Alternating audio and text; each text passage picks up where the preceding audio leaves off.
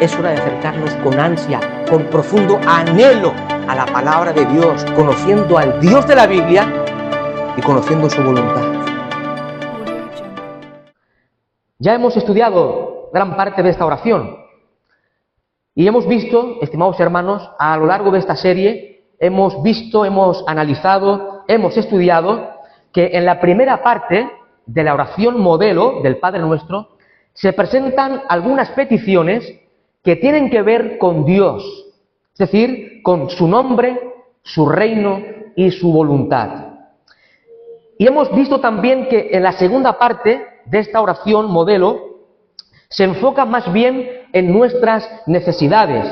El pan, que es el sustento que Dios en su gracia nos provee, el perdón y la protección, es decir, la liberación de la tentación y del mal, que es lo que hoy vamos a estar meditando. Hoy concluimos el estudio, la meditación de esta oración modelo del Padre Nuestro. Recordar, estimada Iglesia, que estamos en una serie del Sermón del Monte. ¿Se acuerda, no? El Sermón de la Montaña. Pero en esta serie hemos iniciado una pequeña serie, dentro de la serie, en la oración del Padre Nuestro. Y hoy, por la gracia del Señor, concluimos el estudio de la oración modelo. Y yo espero, estimados hermanos, que todos hayamos aprendido, a la luz de esta porción de la Biblia, a orar de una forma bíblica. A orar de una forma bíblica y correcta delante del Señor. Dios quiera que nuestras oraciones sean más teocéntricas, que nuestras oraciones sean más teocéntricas, es decir, que estén centradas más en Dios y su gloria. Porque hoy en día, hermanos queridos, podemos ver a muchos hermanos, a muchos creyentes orar y sus oraciones están centradas en sí mismo, en el hombre, en peticiones personales, en deseos personales. Pero eso no lo enseña la Escritura. La Escritura nos insta a orar, pero como centro de nuestras oraciones debe ser Dios. Dios, su reino, su voluntad, su nombre y su gloria. Y también quiero recordar algo importante que dije al principio de esta serie. Hoy en día, en muchos sectores llamados evangélicos, se introducen, hermano, oiga bien, porque lo he dicho muchas veces, se introducen palabras, frases en muchas oraciones que son antibíblicas. Son palabras que van en contra de la verdad bíblica. Son herejías, falsas doctrinas. Esas palabras, decreto por fe que mi hijo sanará, o declaro por fe que va a tener un local más grande. Esas palabras no tienen base bíblica. Hay que tener cuidado, porque se introducen en muchos sectores llamados evangélicos. Hermanos queridos, el único soberano es Dios. Nosotros no somos soberanos para declarar ni decretar. Nosotros somos siervos de Dios, hijos de Dios, y debemos someter todas nuestras oraciones, peticiones, ruegos, sea lo que sea que hagamos, a la voluntad soberana del Dios soberano. Podemos pedir mucho por un enfermo en nuestra familia, que el Señor lo sane, pero a lo mejor no está en el plan de Dios sanarlo, y nosotros estamos declarando y decretando. Cuidado, hermano, cuidado. Si es tu voluntad, Señor, si es tu voluntad. Yo espero, como pastor de la congregación, que todos hayamos aprendido a orar de una forma más bíblica y correcta cuando vengamos delante de este Dios vivo y verdadero. Ahora dice el texto sagrado, versículo 13, y no nos metas en tentación. Yo sé que esta palabra cuando la leemos nos suena un tanto extraña, ¿verdad? Y si no te suena extraña, quizás no eres un lector asiduo de la Escritura. No nos metas en tentación. Ahora, al leer este texto, esta frase, esta expresión, aparentemente, oiga bien, aparentemente vemos una contradicción con otros textos de la Sagrada Escritura. Dice la Escritura en otro lugar que Dios no tienta a nadie. ¿Sí? Dios no tienta a nadie. Ahora, ¿por qué Cristo nos enseña a orar a Dios pidiendo que no nos meta en tentación? Parece, a primera vista, como que es Dios el que nos tienta. ¿Sí? Si leemos este texto sin más, en una primera lectura rápida, sin estudiarla, parece como que es Dios el que nos tienta, el que nos mete en la tentación, el que nos introduce y nos tienta. Pero, hermanos queridos, es importante, oigan bien, es importante a la hora de estudiar, a la hora de interpretar un texto, un capítulo, un pasaje de las Escrituras, tener en cuenta una de las reglas de hermenéutica. La hermenéutica es una ciencia, es el arte de interpretar de una forma correcta, en este caso, los textos bíblicos, el texto sagrado. Necesitamos conocer la hermenéutica para interpretar de una forma correcta la palabra de Dios. Pues una de las reglas de hermenéutica es que debemos interpretar cualquier texto, cualquier capítulo, cualquier versículo a la luz del contexto general de todas las Escrituras. Estudiar un pasaje teniendo en cuenta toda la enseñanza de toda la Biblia. Por ejemplo, si mi interpretación de un texto, imagínese que está estudiando un texto, un pasaje, un capítulo, y usted ve que lo que usted está estudiando y también está entendiendo, imagínese que se contradice con otros pasajes, con otros textos, con otras verdades de la Biblia. Pues lo más probable es que su interpretación sea incorrecta y por tanto falsa.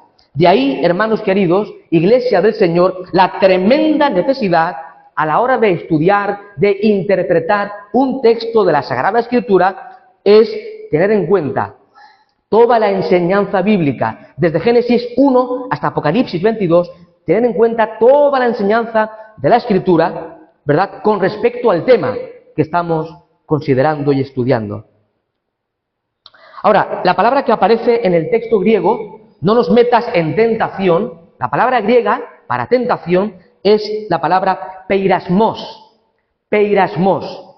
Y lo difícil de esto es que en el Nuevo Testamento, esta palabra peirasmos a veces se traduce como prueba y a veces como tentación. Pero la palabra griega es la misma. Ahora, tenemos un problema. ¿Cómo sabemos que está hablando de tentación o de prueba si la palabra griega es la misma en el texto del Nuevo Testamento? ¿Saben cómo sabemos? ¿Saben cómo podemos discernir si está hablando de prueba o de tentación? Por el contexto. El contexto de lo que estamos leyendo nos enseña a qué se refiere el texto sagrado. Ahora, yo creo que es importante hacer una distinción entre tentación y prueba. Y creo que todos más o menos lo sabemos, ¿verdad?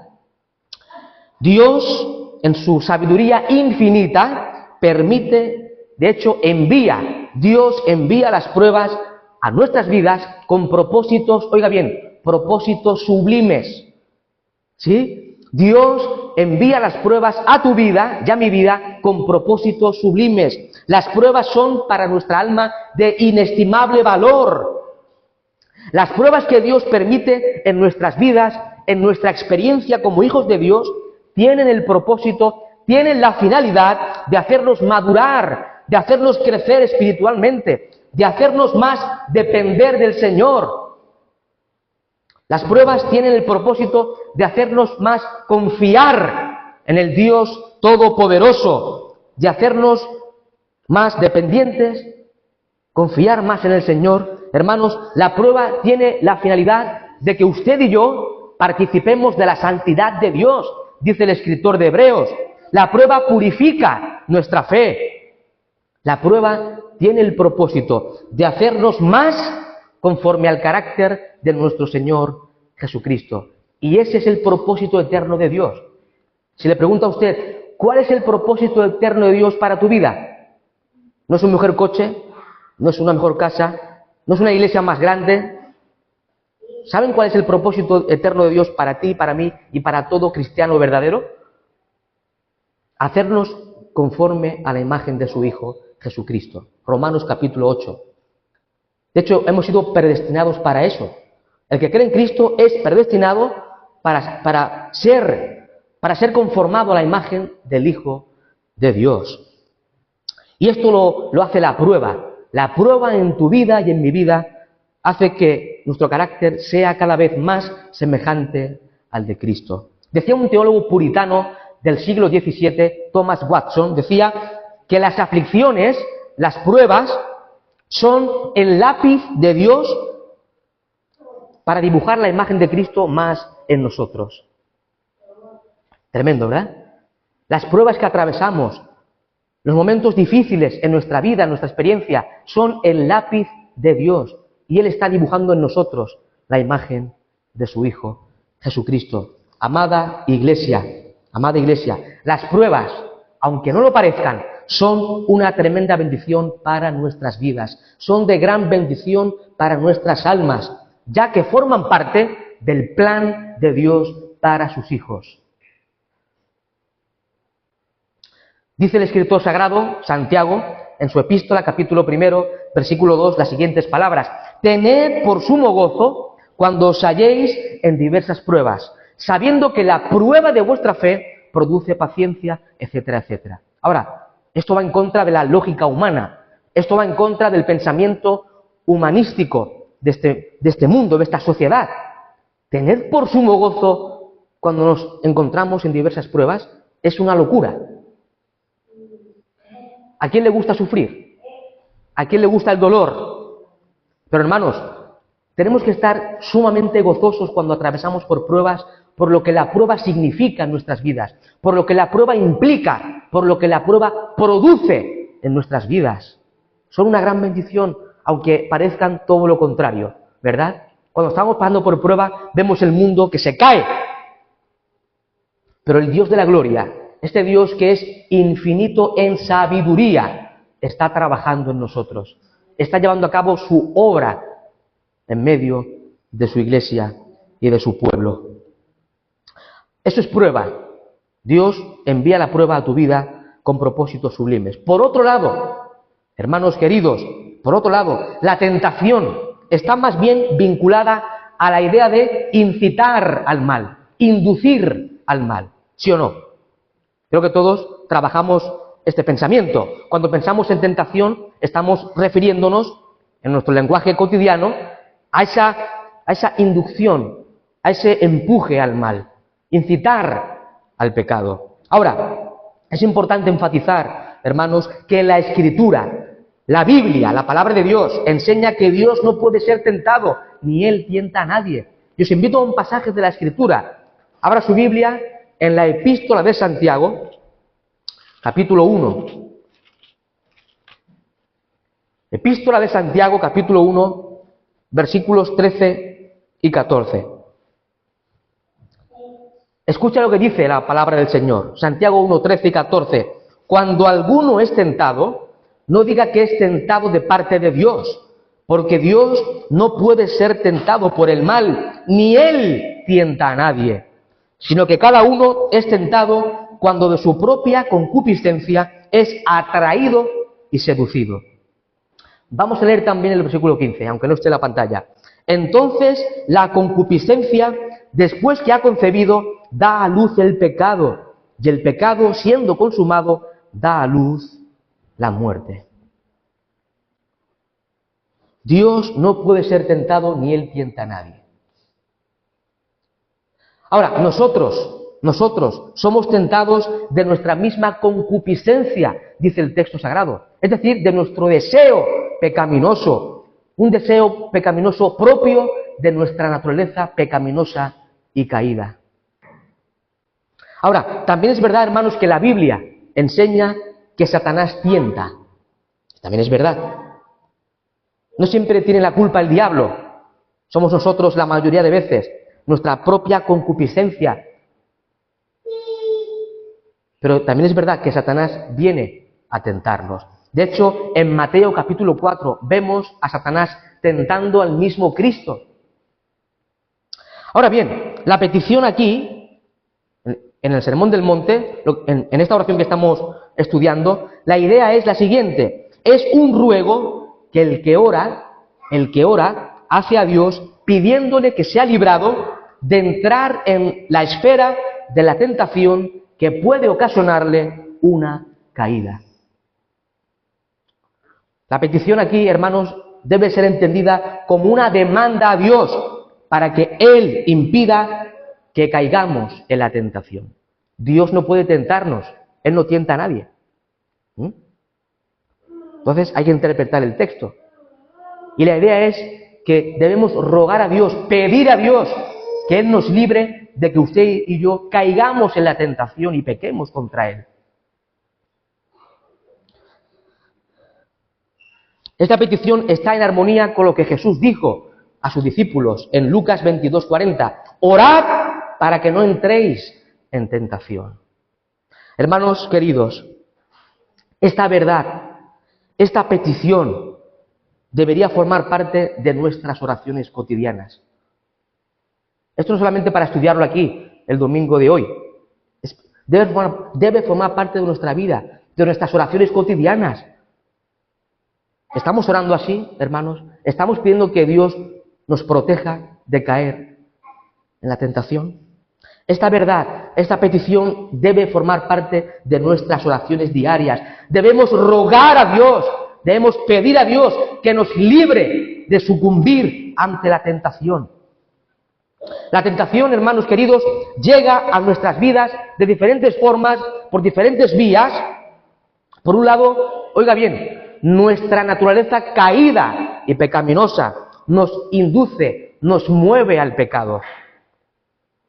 Quiero hacer un paréntesis importante. Es cierto que el Espíritu Santo de Dios mora en el creyente. Lo creemos, ¿verdad? Lo dice la Biblia, ¿verdad? Somos templo del Espíritu Santo del Señor. Es cierto que hemos sido redimidos por la obra de Cristo. Somos salvos por pura gracia, es cierto. Es cierto que hemos nacido de nuevo por la obra soberana del Espíritu Santo de Dios. Y ahora somos nueva creación en Cristo Jesús. Todo esto es cierto, pero el pecado aún está en nosotros. Es cierto que el pecado no reina en nosotros. Ojo, reina Cristo. ¿Sí? En el creyente verdadero, el pecado no reina, reina Jesucristo. Pero oiga bien, el pecado aún está en nosotros. Aún mora en nosotros. Dejará de morar en nosotros cuando entremos por las puertas de la eternidad, cuando seamos glorificados, cuando se lleve a cabo la glorificación en nosotros. Pero aún mora el pecado en nosotros. Aunque Cristo reina, aún el pecado también está en nosotros. Y por tanto la tentación llega, por un lado, por nuestra naturaleza caída y pecaminosa que nos mueve al mal, nos lleva, nos empuja, nos impulsa al pecado. Y creo que todos lo experimentamos, creo que día tras día, ¿verdad? Pero también es verdad que Satanás viene a nosotros tentándonos para que caigamos y pequemos contra Dios. Líbranos del mal, también dice el texto. Líbranos del mal. Los eruditos en lenguas bíblicas, especialmente en el griego, enseñan que también se puede traducir esta expresión líbranos del mal, también se puede traducir como líbranos del malo. Y también incluso líbranos del maligno. Evidentemente, sin duda, una referencia al mismo Satanás. Hermano y hermana, en la tentación, Satanás, el maligno, procura hacerte caer. Creo que esto no es nuevo, ¿verdad? Lo sabemos bien por la palabra del Señor. Nuestro adversario, el diablo, va a utilizar todos sus recursos para hacerte caer en la tentación. Escucha la palabra del Señor, primera de Pedro, capítulo 5, versículo 8. Dice la Escritura que nuestro adversario, el diablo, como león rugiente, anda alrededor buscando a quien devorar. Y el escritor sagrado, el apóstol Pedro, nos exhorta a ser sobrios y velad. Hermanos, la Biblia nos presenta algunas advertencias contra Satanás. A veces como que no le damos tanta importancia. Es cierto que Dios es soberano. Pero ojo, Satanás también está haciendo su obra en este mundo. Y también tiene poder. No es todopoderoso, pero tiene poder. Y viene a nuestras vidas tentándonos.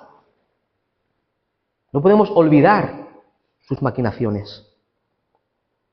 El apóstol San Pablo nos advierte también contra las asechanzas del diablo. En Efesios capítulo 6, versículo 11, dice la Escritura: vestíos de toda la armadura de Dios, para que podáis estar firmes contra las asechanzas del diablo. Son serias advertencias. Y sigue diciendo que no tenemos lucha contra carne y sangre, sino contra principados, etcétera, etcétera, etcétera. Ahora, quiero hacer una aclaración importante. Ser tentado no es pecado. ¿Sí? Ser tentado no es pecado. Cristo fue tentado, ¿sí? Pero Cristo no pecó ni podía pecar porque Él es Dios hecho hombre. Cristo es impecable. Ni pecó ni podía pecar. Pero fue tentado realmente. Ahora, cuando somos tentados, no estamos pecando. Pero si cedemos a la tentación, si sucumbimos a la tentación, si nos dejamos arrastrar por la tentación, caeremos en pecado. Y ya vimos la semana pasada que el pecado en nuestra vida rompe, interrumpe, daña profundamente nuestra comunión con Dios, nuestra relación con el Señor. La tentación, amados hermanos, es muy sutil. Y es muy fácil dejarse llevar y arrastrar por ella. La Biblia nos manda a estar atentos, hermanos, bien atentos, sed sobrios y poner la mira ¿en quién? En Cristo. Puesta nuestra mirada en Cristo. Él es impecable. Miremos a Cristo, estemos velando y seamos sobrios. Si no, estaremos perdidos, amados hermanos. ¿Recuerda usted la historia del rey David, narrada en el segundo libro de Samuel, capítulo 11, el cual David, en un momento determinado, en lugar de ir a la guerra, que era donde él debía estar como rey de Israel, estando perezoso, David se quedó en su casa real, en su palacio, y él estando en su terrado de la casa real, desde allí David contempló a una hermosa mujer, la cual codició, ¿verdad? Y dejándose arrastrar por la tentación, mandó a traerla. Y David cometió gravísimos pecados. Esto trajo la ruina a David y a su familia también. Qué fácil es caer en la tentación, ¿verdad? Ser arrastrado. Al igual que un pez es arrastrado por la caña de pescar. Qué sencillo es. Y David cometió gravísimos pecados contra Dios, cometió adulterio, homicidio, etcétera, etcétera. Nota bien lo que voy a decir.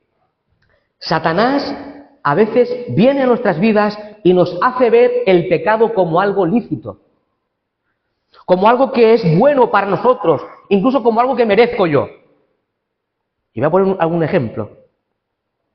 Y esto ya lo vemos, hermanos, en el principio de la historia bíblica. En el huerto del Edén, en el libro del Génesis, vemos que viene el tentador, Satanás mismo, a Eva, y le dice así: ¿con que Dios os ha dicho no comáis de todo árbol del huerto? Vemos que Satanás viene con mentiras y encima insinuando que Dios es malo. No, Eva, sabe Dios que el día que comáis seréis como Dios. O sea, Satanás hizo ver a Eva que desobedecer a Dios, que pecar contra Dios, era en última instancia una bendición para ella misma. Así juega Satanás. Quizás a ti, hermano, hermana que estás aquí escuchando la palabra, quizás te vienen pensamientos, viene la tentación a tu vida y puedes pensar: soy joven, ¿sí? Soy joven. Estoy todo el día trabajando. Oye, una salida a tomarme algo con mis amigos, no pasa nada. Tampoco pasa nada si tengo por ahí una aventura. Soy joven. Solo una vez. Total. Soy joven, buen padre, trabajo mucho y me lo merezco. ¿Ves? ¿Ves cómo Satanás nos hace ver que me lo merezco? Hermano querido, no te dejes engañar. Todos son mentiras del diablo que te llevan a la ruina espiritual. El apóstol Juan, en su primera epístola, nos presenta las 3 líneas de tentación. Abra su Biblia en la primera epístola del apóstol Juan, capítulo 2, versículo 16. Aquí el apóstol Juan presenta esas 3 líneas de tentación, ¿verdad? Esas 3 clases de incentivo que el mundo, hermanos, el mundo como sistema malvado ofrece a nuestro corazón engañoso.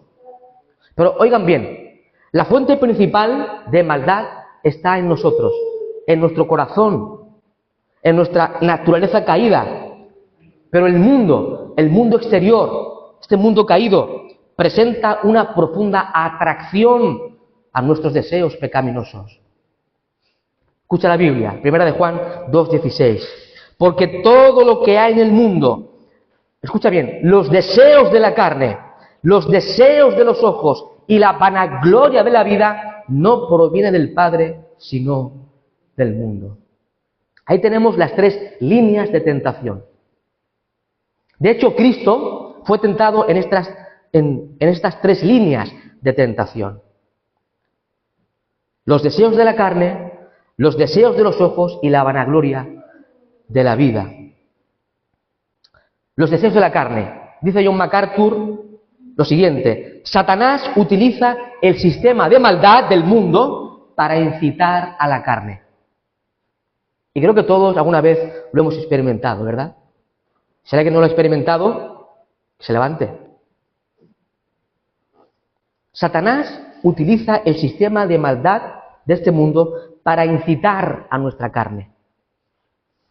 Y esto tiene que ver con nuestra naturaleza pecaminosa, corrompida por el pecado. Los deseos de la carne despiertan la codicia. Los deseos de la carne despiertan la codicia. También menciona el autor sagrado los deseos de los ojos. Los deseos de los ojos. Comenta el pastor Samuel Pérez Millos lo siguiente: los ojos son como puertas que abren el camino a los deseos pecaminosos y nos llevan a la caída moral.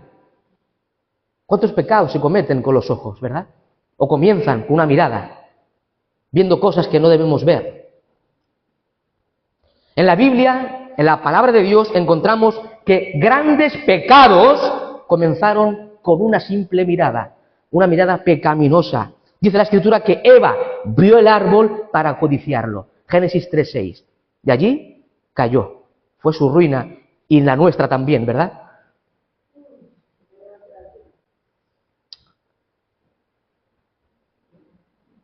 David vio con sus ojos, vio a la hermosa Betsabé, ¿para qué? Para codiciarla. Segundo de Samuel, capítulo 11, versículo 2. Los deseos de los ojos. Es hora de que entendamos algo importante. Tu corazón es engañoso más que todas las cosas, al igual que el mío. Nuestros corazones son engañosos más que todas las cosas, dice la Biblia. No confíes en ti. Oiga bien, hermano, no confíes en ti. Escuchaba a un pastor antes hablar de esto y decía: hermano, ¿confías en mí? Y decía el pastor: no puedo confiar en ti ni en nadie, no confío ni en mí mismo. Es verdad, en un sentido estricto, nadie puede confiar de nadie. No confíes ni de ti mismo, estimado hermano, porque tu corazón es engañoso.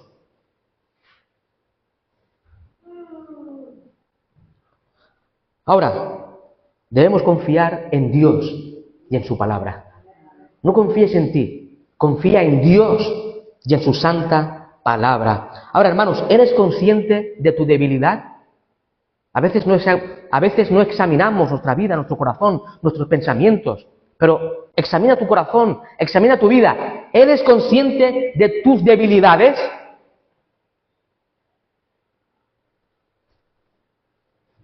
Sí, uno puede decir: sí, soy consciente de todas mis debilidades, pero veo cosas que no debo ver. ¿Sí? Frecuento lugares o sitios que no debería ir. Y tú crees que puedes vencer la tentación. Te crees un superhéroe, un superhombre. No, yo puedo ir, yo puedo... Hermanos, si piensas estar firme, ten cuidado. Dice el apóstol Pablo, el que piensa estar firme, mire que no caiga. No confíes en ti, confía en el Señor.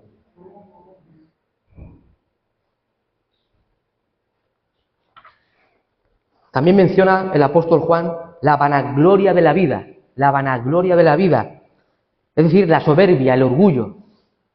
Esta arrogancia muchas veces se produce por la posición económica, social, la ostentación de lo que uno posee para impresionar a los demás. El orgullo, la soberbia, la vanagloria de la vida. Hermanos, otra pregunta. ¿Eres consciente de la lucha? Oiga bien, ¿eres consciente de la lucha que se libra todos los días en tu entorno? Creo que a veces no somos conscientes de la lucha que se libra y que tenemos en nuestra vida personal. Satanás arremete contra nuestras vidas. Satanás arremete contra nuestras vidas, contra nuestra alma, para hacernos caer y fallar a Dios. Es una lucha constante. Por esto, hermanos, estas verdades deben llevarnos a depender del Señor, a orar al Señor, a venir cada día ante la presencia del Señor, orando, suplicando que nos libre de caer en pecado, que nos libre de sucumbir ante la tentación. Cada día venir a los pies del Señor, orando, rogando al Señor, porque Él es tu protector. Oiga bien, hermano, Dios es nuestro protector, nuestro guardador, Él es nuestro castillo fuerte. Ahora, la pregunta clave del sermón. ¿Qué debemos hacer para no caer en la tentación? ¿Qué debemos hacer para no caer en la tentación? Hermano, Dios en su misericordia y en su gracia nos ha dado medios de gracias. Nos ha regalado medios de gracias para que podamos vivir en santidad, para que podamos vivir en comunión con Él y para salir victoriosos de la tentación. Tenemos en primer lugar la Biblia, las Escrituras, la palabra de Dios y también la oración. Son nuestras dos armas. La Biblia, la palabra de Dios y la oración. No se puede vivir la vida cristiana al margen de la Biblia y al margen de la oración.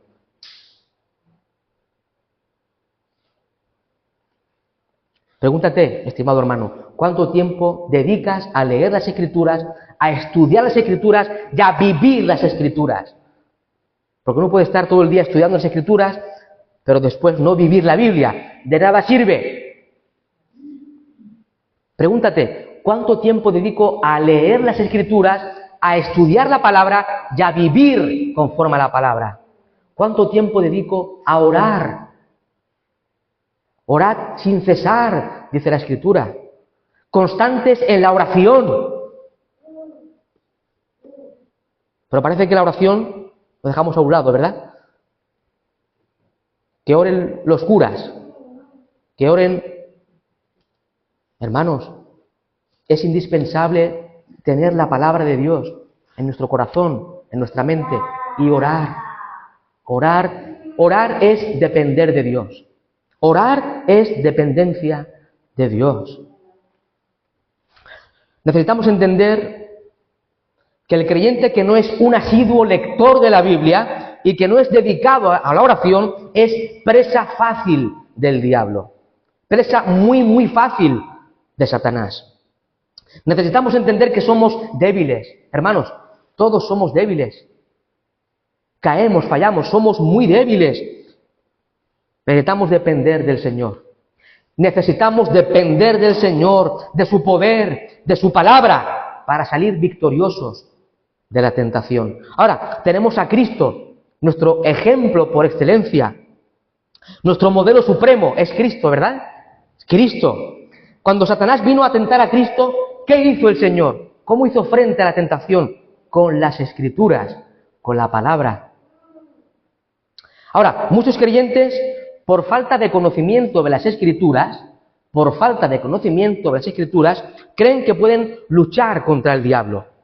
Y entran en una lucha, y empiezan a reprender, y empiezan a hacer escándalos en los cultos. El diablo se ríe, estimados hermanos. El diablo se ríe.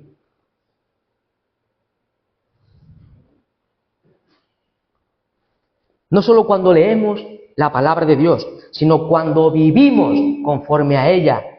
Cuando pongas en práctica la palabra de Dios en tu vida, saldrás victorioso de la tentación.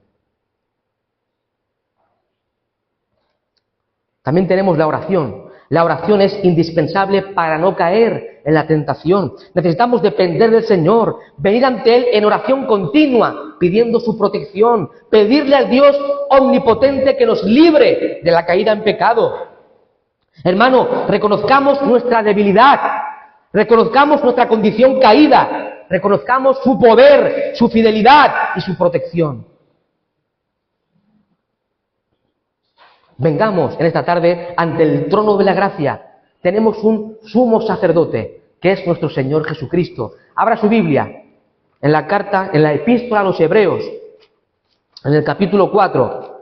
Hebreos capítulo 4, versículo 15 y 16. Dice así la santa palabra del Señor: porque no tenemos un sumo sacerdote que no pueda compadecerse de nuestras debilidades, sino uno que fue tentado en todo, según nuestra semejanza, pero sin pecado.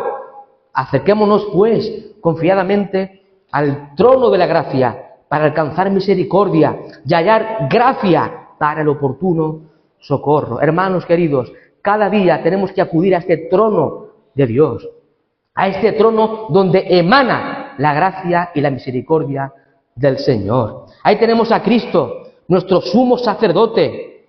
Cristo sufrió en su experiencia. Como verdadero hombre, Cristo sufrió pruebas, tentaciones que son comunes a los hombres. Pero Cristo, ya hemos dicho, es impecable. No pecó ni podía pecar. Él es impecable. Pero Cristo se compadece de tus debilidades. Qué tremendo es esto, ¿verdad?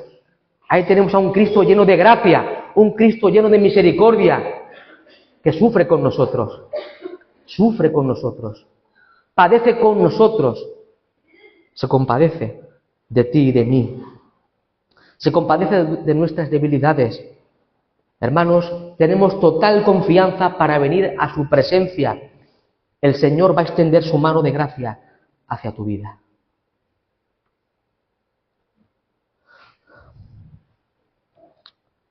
La oración del Padre Nuestro, vamos concluyendo, concluye con una doxología, es decir, concluye dando gloria a Dios.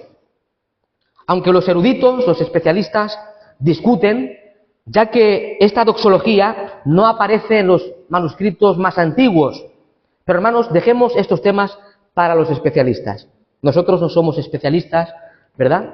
Por tanto, dejemos el tema. Tuyo es el reino. Tuyo es el reino. Hermanos, estamos ante el Rey de la Gloria. Cuando ores al Señor, recuerda que estamos ante el Rey de Reyes y Señor de Señores. Vamos a leer ese pasaje de Mateo. Mateo 6, 13, la segunda parte dice: porque tuyo es el reino y el poder y la gloria por todos los siglos. Amén.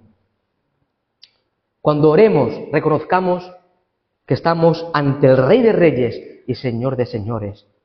Esto debe hacernos dirigirnos a Dios con temor y temblor, con reverencia, con respeto, ante el Dios de la gloria.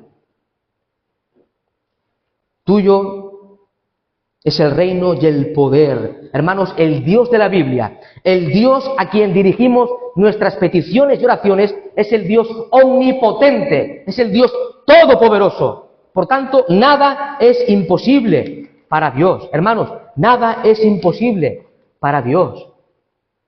Y tenemos la certeza, tenemos la confianza de que si oramos como el Señor nos manda, y si es su voluntad, el omnipotente Dios dará cumplimiento a nuestras peticiones. Tuyo es el reino y el poder y la gloria por todos los siglos. Amén. Cuando oramos al Señor, debemos dar gloria a su santo nombre. Solamente Dios es digno de gloria. Él es el Dios vivo y verdadero. Él es el Dios que nos ha salvado cuando estábamos muertos en delitos y pecados. Él es el Dios que nos ha dado vida eterna, salvación, perdón de pecados y una gloriosa esperanza en Cristo.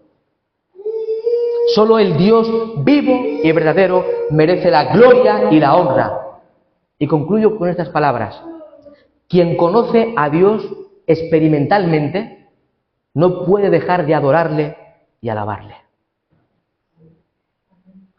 Quien conoce a Dios experimentalmente, es decir, el que conoce a Dios a través de su palabra y tiene comunión con este Dios verdadero, no puede dejar de adorarle y alabarle. Hemos sido creados para adorar y alabar a este Dios de la gloria. Y ahora en Cristo podemos acercarnos ante el trono más sublime del universo, el trono de Dios, y poder dar gloria y alabanza a este Dios verdadero. A Él la gloria por los siglos de los siglos.